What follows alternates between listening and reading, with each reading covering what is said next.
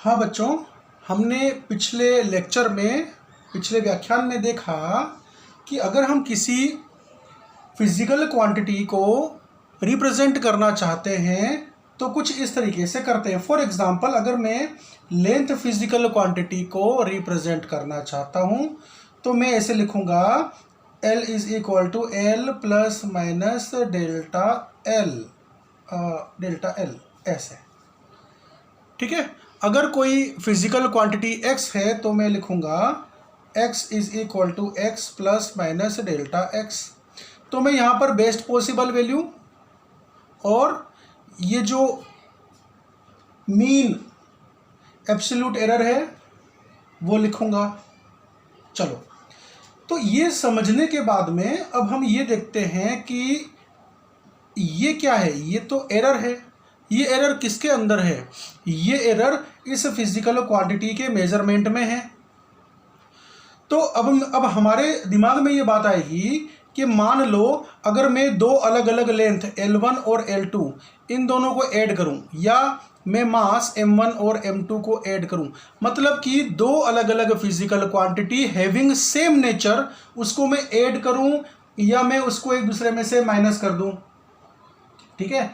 तो ऐसी कंडीशन में इसके अंदर जो एरर है और इसके अंदर जो एरर है वो आपस में कैसे बिहेव करेंगी, वो आपस में कैसे एडअप होंगी, अपना वो समेशन या मिश्रण वो कैसे बनाएंगी और वो फाइनली रिजल्ट में कैसे अपीयर होंगी। मतलब रिजल्ट के अंदर भी तो कुछ एरर आएगी और रिजल्ट में आई एरर वो इनके अंदर की एरर के साथ में क्या रिलेशन रखती है, ठीक है। मैं हो सकता है कि मैं एक मास में से दूसरा मास को माइनस कर दूं, तब क्या होगा। तो ये सभी चीजें अब हम देखने वाले हैं। देखो, सबसे पहले if in result sum of same type of physical quantity A and B are contained, तो यहां पर हम समेशन करने वाले हैं। सपोज मेरे पास में एक फिजिकल क्वांटिटी है ए, जिसको मैं लिखता हूं A plus minus delta A. तो फिजिकल क्वांटिटी ए के अंदर रहा हुआ ये एरर, मीन एब्सोल्यूट एरर, मैं फिजिकल क्वांटिटी बी को लिखता हूं B plus minus delta B. तो बच्चों, जब मैं ए प्लस बी करूंगा तो उसका रिजल्ट मुझे जेड मिलने वाला है।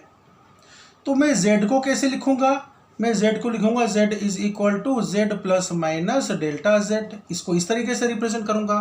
तो जब हम दो फिजिकल क्वांटिटी का समेशन करते हैं तो इन दोनों फिजिकल क्वांटिटी में रही हुई जो एरर हैं वो रिजल्ट में अपीयर होती हैं, और वो रिजल्ट के अंदर जो एरर है वो एरर के साथ इन दोनों की एरर का क्या रिलेशन है। मतलब डेल्टा z का रिलेशन डेल्टा a और डेल्टा b के साथ में क्या है, ये हम देखने वाले हैं। चलो शुरू करते हैं। हमको पता है कि z is equal to A plus B, ठीक है। हम दो फिजिकल क्वांटिटी का समेशन करने जा रहे हैं। तो हम क्या करेंगे कि इस z को हम कैसे प्रेजेंट करते हैं, z plus minus delta z इस तरीके से प्रेजेंट करते हैं। इज इक्वल टू a को कैसे प्रेजेंट करना है, तो a plus minus delta a इस तरीके से, प्लस b को कैसे प्रेजेंट करोगे, b plus minus delta b।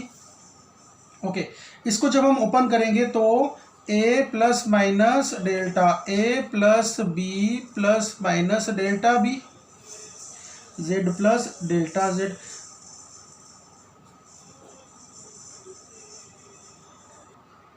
यहां पर डेल्टा z लिखना चाहिए, ठीक है। ये हो गया। अब देखो z कितना होता है, तो z is equal to A plus B होता है। तो लिख लो कि z is equal to z is equal to A plus B होता है, तो z के बदले a प्लस बी लिख लो, plus minus delta z is equal to A plus minus delta a plus b plus minus delta b। देखो a से a cut गया, b से b कट गया, a से a कट गया, b से b कट गया, क्या बच गया, plus minus delta z is equal to plus minus delta a plus minus delta b। तो देखो हमारा जो रिजल्ट आया वो आया delta z is equal to delta a plus delta b। इसका क्या मतलब है? इसका ये मतलब है कि रिजल्ट z में जो एरर है इसको हम बोलते हैं maximum possible error in Z. आप नोट डाउन करो और लिखो, ये क्या है, इसका नाम लिखो, maximum possible error in Z. जब भी आप मेरे साथ बैठो तो आप नोटबुक, पेन, ईयरफोन लेकर के बैठना और नोट डाउन करते चलना। डेल्टा जेड फिर से लिखवाता हूं, maximum possible error in physical quantity Z is equal to ये क्या है, डेल्टा ए क्या है, absolute error in measurement of physical quantity A. Delta B क्या है, absolute error in measurement of physical quantity B. तो ये बी का एब्सोल्यूट एरर है। ये डेल्टा ए क्या है, फिजिकल क्वांटिटी ए का एब्सोल्यूट एरर, ठीक है। और डेल्टा जेड क्या है, maximum possible error in Z. हमने क्या देखा कि जब हम दो फिजिकल क्वांटिटी ए और बी का समेशन करते हैं तो ऐसे केस में जो रिजल्ट है उस रिजल्ट के अंदर जो एरर अपीयर होती है वो एरर इन दोनों की जो एब्सोल्यूट एरर्स है ना उसका समेशन है। मतलब एरर एक दूसरे को बढ़ाती है, गलती एक गलती दूसरी गलती को बढ़ाती है, गलती गलती को छुपाती नहीं है, ठीक है। एक झूठ दूसरे झूठ को बढ़ा देगा, झूठ से झूठ छुप नहीं सकता, तो झूठ जो है वो प्रोवोकेट होता चला जाता है। इसीलिए झूठ नहीं बोलना, सत्यम वद धर्मम चर। अच्छा जी, तो ये चीज़ समझ में आई। अब नेक्स्ट क्या करने वाले हम लोग, यहाँ पर जो समेशन किया ना, समेशन के बदले हम लोग दो फिजिकल क्वांटिटी के बीच का डिफरेंस ले लेंगे। पढ़ो इसे। अरे बच्चों तुम तो सेकंड डेरिवेशन कर रहे हो, फर्स्ट डेरिवेशन तो कर लिया आपके 11th का, पहली बार 11th में आए हो, डेरिवेशन अभी किया था 11th का पहला। अब सेकंड डेरिवेशन करने जा रहे हो। मम्मी को बोलो मम्मी हलवा बनाओ, हलवा बना के खिलाओ, अब तो कुछ मीठा हो जाए। तो बच्चों सत्यम वद धर्मम चर के साथ में स्टार्ट करते हैं। देखो बच्चों, अगर मान लो कि हमारे पास में दो फिजिकल क्वांटिटी हैं ए और बी, अगर मैंने इन दोनों फिजिकल क्वांटिटी के बीच में डिफरेंस लिया, मतलब ए माइनस बी किया, तो मुझे कुछ रिजल्ट जेड मिलने वाला है। यही बात यहाँ पर लिखी हुई है कि difference of same type of physical quantity A and B are content in result Z, ठीक है। अच्छा, अब ये बताओ z को कैसे प्रेजेंट करते हैं, z plus minus delta Z. A को कैसे प्रेजेंट करते हो, a plus minus delta A. B को कैसे प्रेजेंट करते हो, b plus minus delta B. चलो जी लिखो यहाँ पर।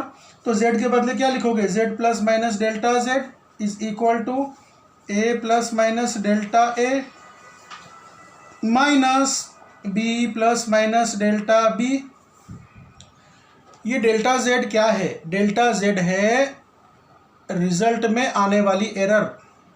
डेल्टा ए क्या है, फिजिकल क्वांटिटी ए में रही हुई एरर। डेल्टा बी क्या है, बी फिजिकल क्वांटिटी में रही हुई एरर। तो ये जो एरर्स हैं ए और बी में, जब इनका डिफरेंस लिया गया तो रिजल्ट में ये एरर डेल्टा जेड बन के अपीयर होने वाली है। और ये जो डेल्टा जेड है उसका डेल्टा ए और डेल्टा बी से क्या रिलेशन है वो देखने वाले हैं। तो बच्चों ये जानते हो ना कि जेड को कैसे लिख सकते हैं, जेड को तो लिख सकते हैं A minus B plus minus delta Z is equal to, open कर लो ब्रैकेट को, A plus minus delta A minus B, minus है ना इस बार। अब minus multiplied by plus minus क्या होता है, वो प्लस माइनस ही रहने वाला है, डेल्टा बी। अरे ये क्या होता है, ये तो खुशियों का समाचार आ गया।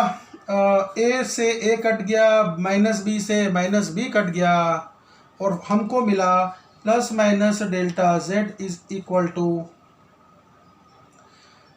Delta A plus minus delta A plus minus delta B. ये मिल गया हमको।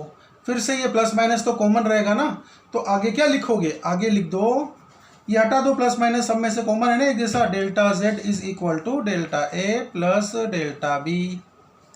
बच्चों इसे नोट डाउन कर लो। और इसकी खास बात क्या है, इसकी खास बात ये है कि यहाँ पर जो एरर है ना, वो एरर एक दूसरे में ऐड हुई हैं। फिजिकल क्वांटिटी ए में रही हुई एरर फिजिकल क्वांटिटी बी में रही हुई एरर, जब ए और बी को एक दूसरे में से डिफरेंस ले लिया गया, माइनस कर दिया गया, तो जो रिजल्ट आया उस रिजल्ट में जब एपियर हुई तो ऐड होकर के एपियर हुई। इसका मतलब फिर से हमारी वो बात सिद्ध होती है कि झूठ झूठ को बढ़ाता है, ऐड करता है। गलती गलती को छुपा नहीं सकती, गलती गलती को माइनस नहीं कर सकती, झूठ झूठ को माइनस नहीं कर सकता, झूठ झूठ को नहीं काट सकता। इसीलिए सत्यम वद धर्मम चर, सत्य बोलो, धर्म का पालन करो।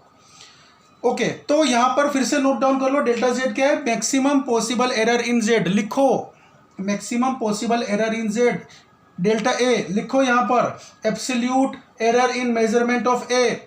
डेल्टा बी क्या है? Absolute error in measurement of B. Note down किया? अगर मैंने जल्दी बोल दिया है, वीडियो को धीरे चला लो या बीच में पॉज कर लो। तो बच्चों, ये तो आपने सेकेंड डेरिवेशन भी कर दिया, क्या बात है। तो फिर से हलवा खाओगे या गुलाब जामुन?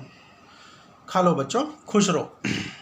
अब तीसरा डेरिवेशन, अगली डेरिवेशन है बच्चों, if in result z product of other physical quantity A and B are content.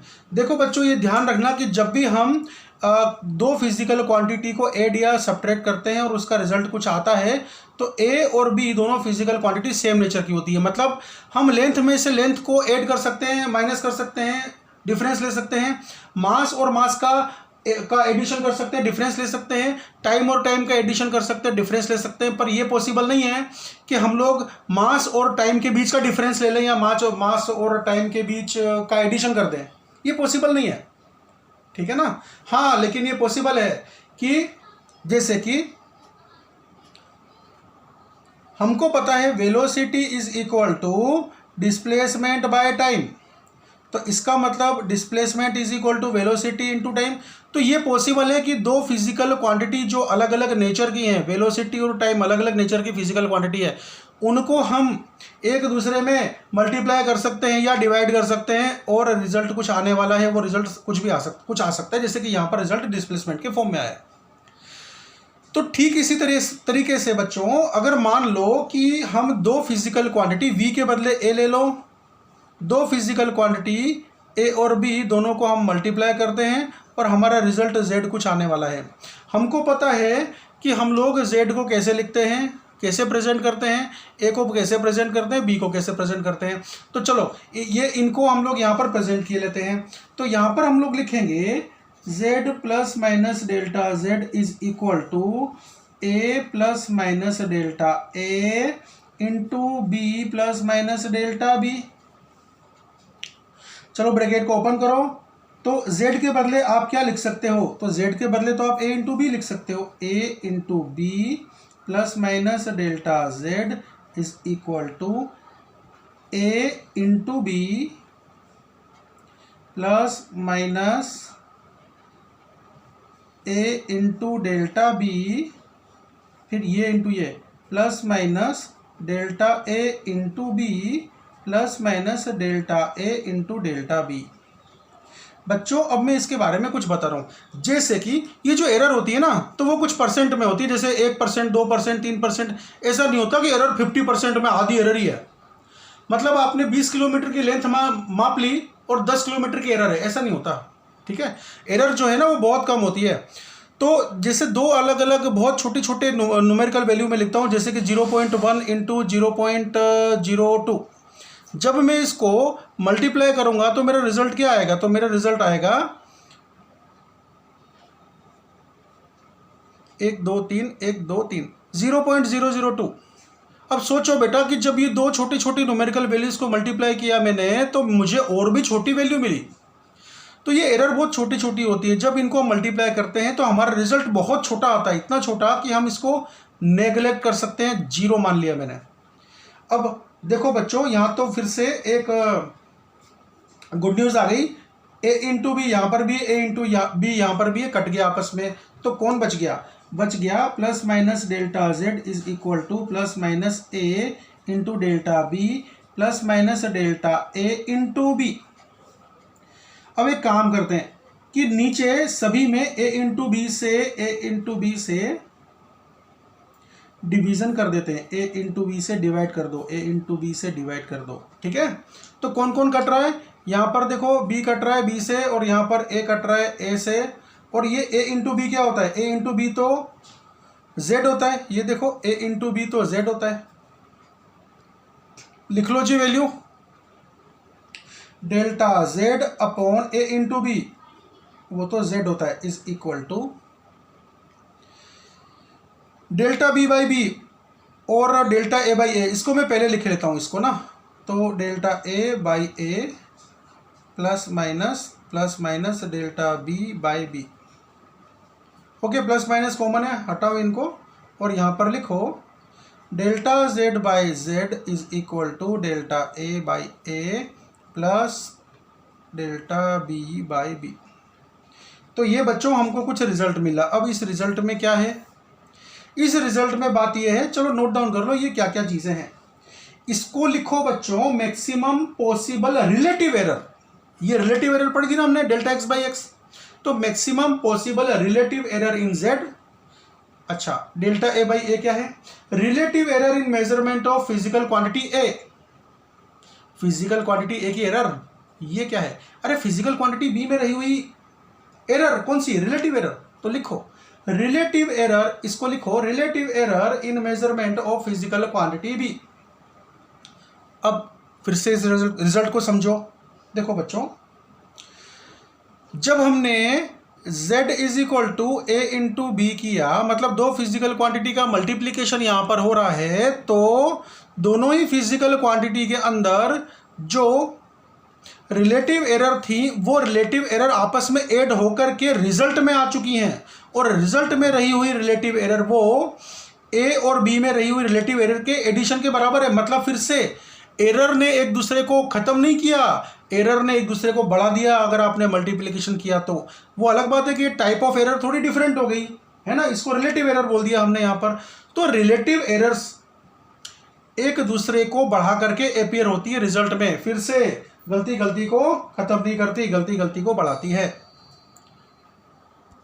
सत्यम वद धर्मम चर स्वाध्यायात न प्रमदितव्यम। मुझे इतना ठीक से संस्कृत नहीं आता है, मतलब स्वाध्याय में आलस मत करना, ठीक है, अभ्यास में आलस नहीं चाहिए। फोर्थ आपका डेरिवेशन बच्चों वो है if in result z quotient of two physical quantity A and B are content. इसका मतलब ये है कि अगर मान लो आपके पास दो अलग अलग फिजिकल क्वांटिटी है ए एंड बी, तो उसका रिजल्ट z है। ओवरऑल कहने का मतलब ये कि ए और बी का क्वोशिएंट ले लिया गया है। अच्छा जी, तो आपको पता है ना z को कैसे प्रेजेंट करते हैं, लिखो z के बदले लिखो z plus minus delta z is equal to A के बदले क्या लिखोगे, a plus minus delta a divided by b plus minus delta b। Okay, देखो बच्चों, इसको आप ऐसे लिख सकते हो, z plus minus delta z is equal to a plus minus delta a और मल्टीप्लाइड बाय, अब देखो ये b प्लस माइनस बी की पावर कितनी है, पावर 1 है ना, तो ये जब ऊपर जाएगा तो इसकी पावर कितनी हो जाएगी, -1। ओके, तो यहाँ पर हम लोग करते हैं, अरे एक काम करो ना, इसके बदले इस तरीके से करो, तुमको थोड़ा और आसान हो जाएगा। चलो देखो, इसको छोड़ो, ये जो z है ना, इस z के बदले आप लिख लो, z के बदले क्या लिख सकते हो, a बाई बी लिख सकते हो ना, यहाँ से देख करके लिखो z के बदले हमने लिखा a by B plus minus delta z। एक काम करो, a plus minus delta a से a कॉमन निकाल लो। मैंने ये a कॉमन निकाल लिया, क्या बच गया अंदर, 1 plus minus delta a by a, ये बच गया अंदर। अच्छा, यहाँ पर b निकाल लो, तो b 1 plus minus delta b by b, ये हो गया ना। अच्छा, अब देखो बच्चों, ये जो a बाई बी है, इसको एज इट इज रहने दो, और 1 plus minus delta a by a की पावर 1 है, एज इट इज रहने दो। 1 plus minus delta b by b, इसकी पावर 1 है। अब एक काम करो, अब काम ये करना है कि इसको मैं ऊपर लेके जाऊंगा, तो यहाँ पर पावर 1 है तो ऊपर जाकर के -1 हो जाएगी, ठीक है।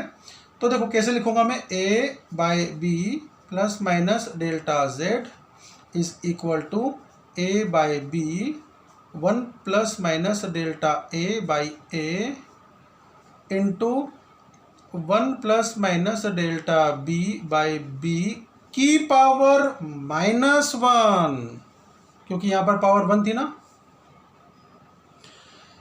अच्छा, अब देखो मैं आपको एक नई चीज़ बताने जा रहा हूँ और वो है बाइनोमियल थ्योरम। तो ये बाइनोमियल थ्योरम क्या होती है? बाइनोमियल थ्योरम, बच्चों इस थ्योरम को नोट करो, पूरे फिजिक्स में काम आने वाली है। तो जो ये बाइनोमियल थ्योरम है, बाइनोमियल थ्योरम में मान लो कि x कोई इसको समझने के लिए ऐसे समझो, x कोई बहुत छोटी वैल्यू है तो x is likely equal to 0, very small value. अगर x कोई बहुत छोटी वैल्यू होती है तो ऐसी कंडीशन में 1 प्लस एक्स की पावर अगर n हो तो वो 1 प्लस nx के बराबर होता है लगभग, ठीक है। अब यहां पर आप कंपेयर करके देख लो, ये जो x है बहुत छोटी वैल्यू होनी चाहिए। यहां पर आते हैं डेल्टा b, ये तो ऑलरेडी एरर है, उस एरर में से आपने b को डिवाइड कर दिया ना, तो वो तो और ज़्यादा छोटी वैल्यू बन गई।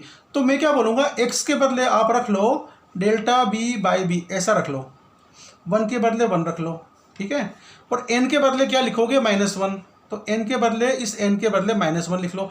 मतलब मैंने इसको कंपेयर करना है इसके साथ। अच्छा, तो ये कितना हो जाएगा, तो ये जो पावर है ना n, वो यहाँ पर अपियर हो जाएगी। तो वो पावर यहाँ पर अपियर हो गई है 1 प्लस, अब ये पावर कितनी है यहाँ पर, n कितना है, -1 के बराबर है, -1 डेल्टा b/b, मतलब कि 1 माइनस डेल्टा b/b, ठीक है। अच्छा, अब दूसरी बात यह है कि अगर मैं यहाँ पर प्लस है ना, प्लस के बदले देखो प्लस माइनस लिख देता हूँ कि प्लस हो या माइनस, तो यहाँ पर भी प्लस हो या माइनस, ठीक है। तो जब प्लस माइनस माइनस में मल्टीप्लाई होगा तो रिजल्ट क्या आएगा, प्लस माइनस ही आने वाला है। अब देखो बेटा, वापस आते हैं, कहाँ पर आते हैं, ये यहाँ पर वापस लौट करके आते हैं।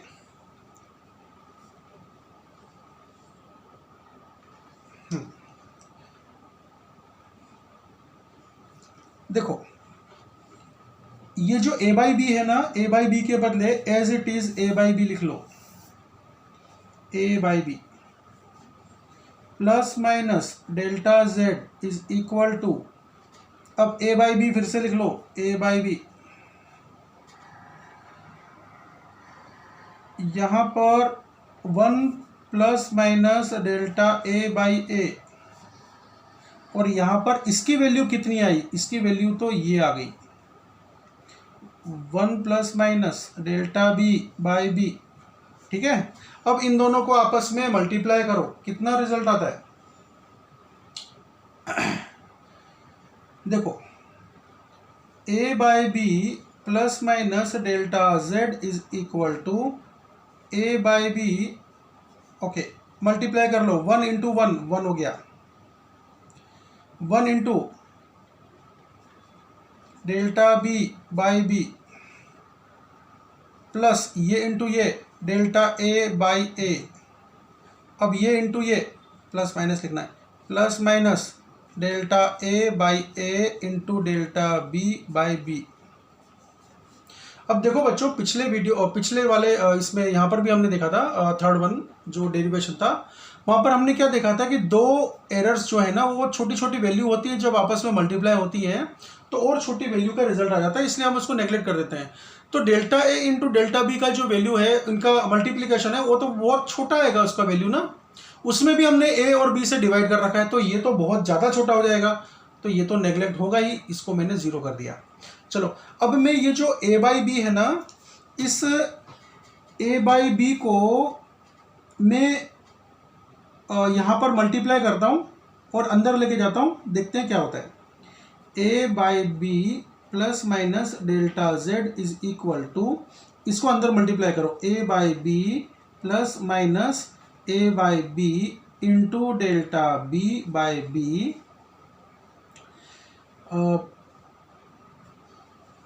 Plus minus delta A by A into A by B. ये कर लिया। अब देखो ए बाई बी से ए बाई बी कट गया है, ठीक है। अब हमको क्या करना है, हमको अब ये करना है कि delta Z by A by B कर लो, और यहां पर भी ए बाई बी कर लो, और यहां पर भी ए बाई बी कर लो, सब जगह ए बाई बी कर लो। तो क्या होगा, तो ये होगा, देखो ए बाई बी का मतलब होता है z, ए बाई बी का मतलब होता है z। तो यहां पर तो लिख लो delta z by z is equal to, plus minus यहां पर लगाओ।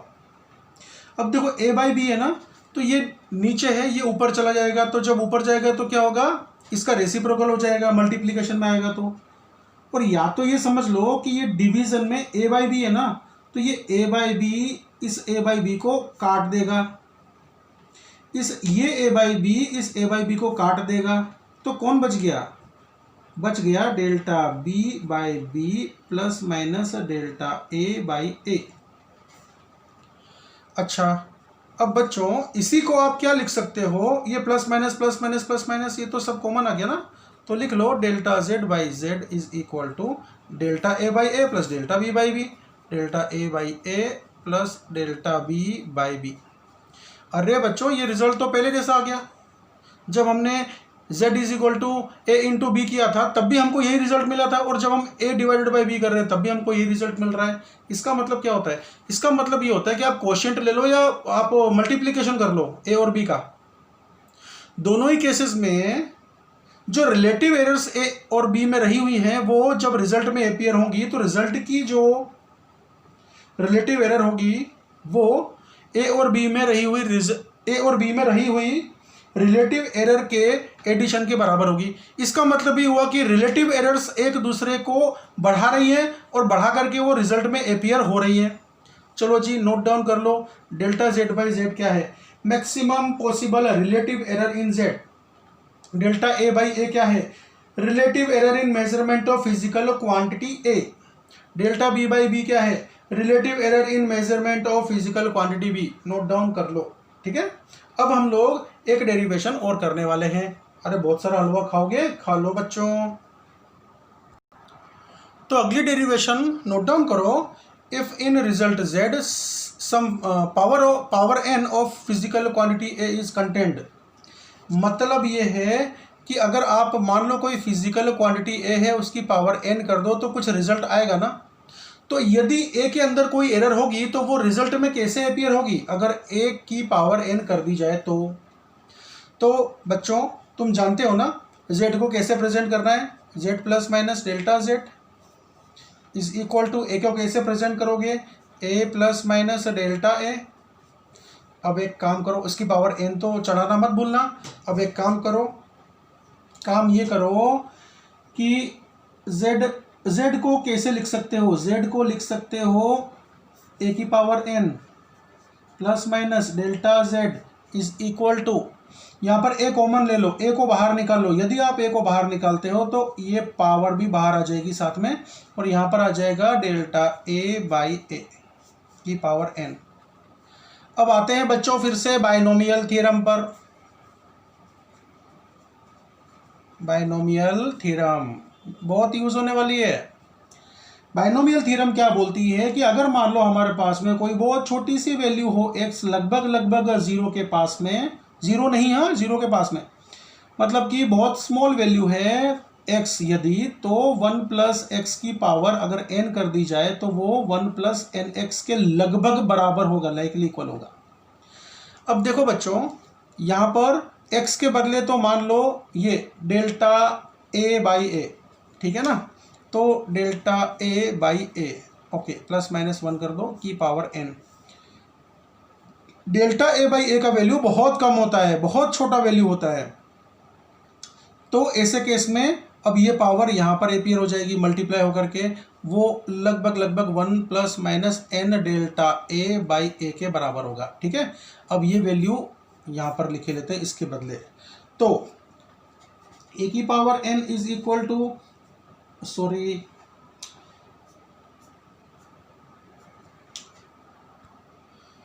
ए की power N plus minus delta Z is equal to A की पावर एन, इसके बदले हम लोग ये लिखेंगे 1 plus minus N delta A by A की पावर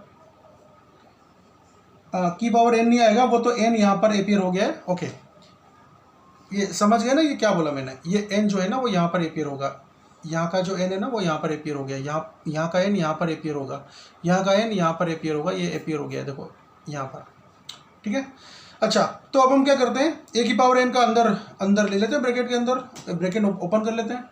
तो ए की power N plus minus delta Z is equal to A की power N plus minus N into A की power N delta A by A.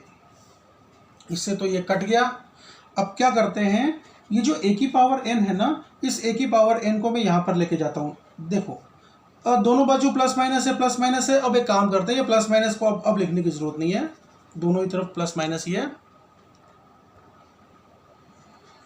Delta Z is equal to N into A की power N delta A by A, ये आया ना।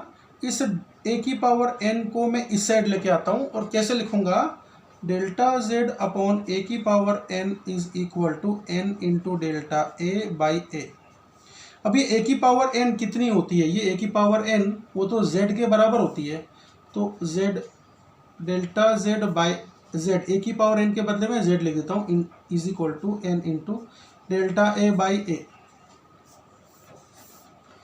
फिर से देखो यहाँ पर जो रिलेटिव एरर है ना वो मल्टीप्लीकेशन में होकर के आ गई, मल्टीपल होकर के आ गई है। ठीक है ना, लिखो, नोट डाउन करो, डेल्टा जेड बाई जेड क्या है, इसको बोलो maximum possible relative error in Z. ये एन क्या है, power of A, delta A by A क्या है, relative error in measurement of physical quantity A. Note down किया। ओके, तो देखो बच्चों ये रिजल्ट आया, मतलब यदि हम किसी फिजिकल क्वांटिटी ए की पावर एन कर दें तो फिजिकल क्वांटिटी ए में रही हुई जो रिलेटिव एरर है वो एन के साथ मल्टीप्लाई होकर के फिजिकल क्वांटिटी जेड में, मतलब कि रिजल्ट में एपियर हो जाएगी। तो delta Z by Z is equal to N into delta A by A. ये जो रिलेशंस मैंने बताए हैं आपको, पांचों पांच रिलेशंस, ये आपको याद रखने हैं। अब इसी रिलेशन को, इसी बात को मैं कुछ और तरीके से बता रहा हूं। देखो, लिखो, लिखते जाओ मेरे साथ में। If z is equal to A की पावर n b की power m divided by c की पावर q हो, तो ऐसी कंडीशन में जो ये रिजल्ट है ना, उस रिजल्ट के अंदर जो रिलेटिव एरर है वो किस तरह से होगी, तो n की पावर n के साथ मल्टीप्लीकेशन में a के अंदर रही हुई रिलेटिव एरर प्लस m के मल्टीप्लीकेशन में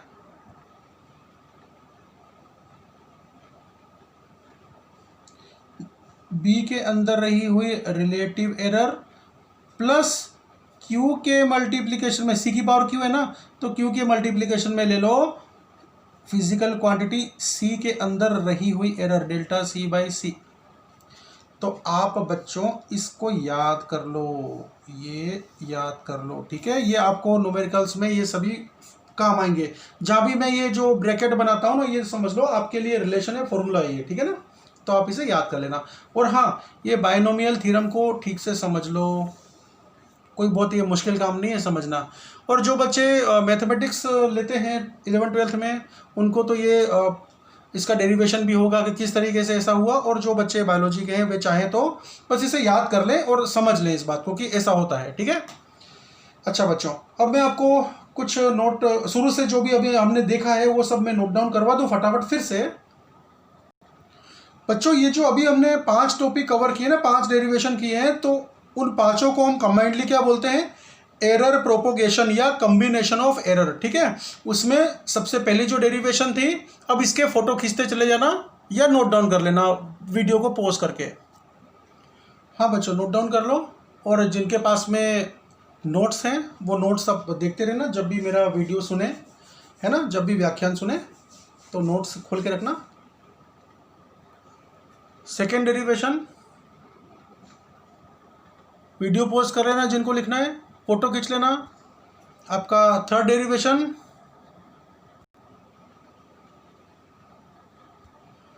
फोर्थ डेरिवेशन, और ये जो फोर्थ डेरिवेशन है इसका थोड़ा पार्ट बाकी है, वो मैं अभी अपना नोटबुक ऊपर खिसकाता हूँ, नोट्स को ऊपर खिसकाता हूँ। जो नीचे का पार्ट रह गया था वो ये रहा पार्ट, ठीक है। और ये फिफ्थ डेरिवेशन, तो इसको नोट डाउन कर लो। और आज की जो सभा है फिजिक्स की समाप्त करते हैं। सभी को नमस्ते, जय श्री राम। और मेरा जो मोबाइल नंबर है इस वीडियो में मैं नहीं बता रहा हूँ, वो पिछले वीडियोस में भी मिल जाएगा, आगे के वीडियोस में भी मिल जाएगा।